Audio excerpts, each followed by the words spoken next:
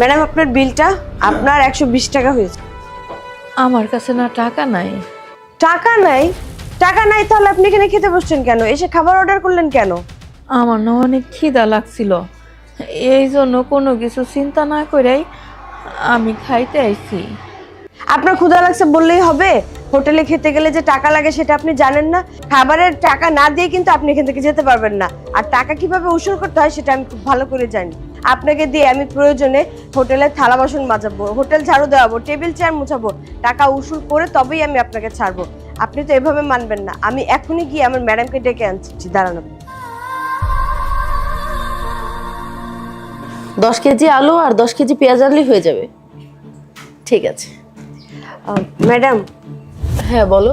Madam একজন বৃদ্ধ মহিলা খাবার খাচ্ছে কিন্তু ওনার কাছে টাকা নেই। টাকা নেই মানে? এটা কেমন কথা? হোটেলে এসে খাবার খাবে, খাবার শেষে বলবে টাকা নেই? এখানে আমি মজলিস খুলে বসেছি নাকি? খাবার খেয়েছে টাকা দিবে না কেন? যাও গিয়ে বলো টাকা দিতে।